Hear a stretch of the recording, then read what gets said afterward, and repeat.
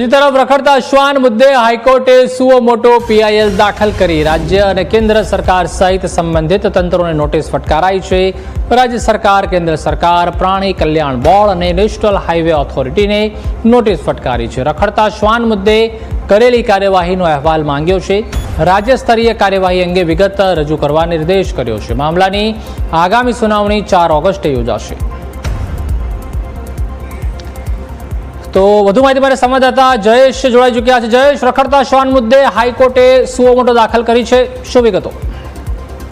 પ્રતિભાલ, supreme કોર્ટના અગાઉના જે નિર્દેશો હતા અને તેને આધારે તમામ ગુજરાત હાઈકોર્ટો છે તેમને આ બાબતે સંજ્ઞાન લેવા માટે કહેવામાં આવ્યું હતું। એ દરમિયાન ગુજરાત હાઈકોર્ટ દ્વારા હવે રાજ્યમાં જે રખડતા શ્વાન છે તેને લઈ અને ગુજરાત હાઈકોર્ટ દ્વારા સુઓ મોટો પીઆઈએલ છે તે લેવામાં આવી છે। આ સાથે રાજ્ય સરકાર, કેન્દ્ર સરકાર સાથે એનિમલ હસબન્ડરી બોર્ડ અને નેશનલ હાઈવે ઓથોરિટી છે તેને નોટિસ છે તે પણ ઇસ્યુ કરવામાં આવી છે। સાથે રાજ્ય સરકાર અને તમામ મનપાઓને રખડતા શ્વાનને લઈ અને કઈ પ્રકારની કાર્યવાહી કરવામાં આવી છે એ અંગે પણ એક અહેવાલ છે તે માંગવામાં આવ્યો છે। સાથે રાજ્ય સ્તરીય કાર્યવાહીમાં કઈ પ્રકારે હવે પગલાં લેવામાં આવશે તેને લઈને પણ વિગતો છે તે રજૂ કરવા નિર્દેશ કરવામાં આવ્યું છે। ત્યારે આગામી 4 ઓક્ટોબરના રોજ વધુ સુનાવણી છે તે આ મામલે હાથ ધરાશે। ત્યારે સંબંધિત વિભાગો છે તેમણે એફિડેવિટમાં છે તે પોતાની કરેલી કામગીરી અને આગળનો જે રોડમેપ છે તે રજૂ કરવાનો રહેશે।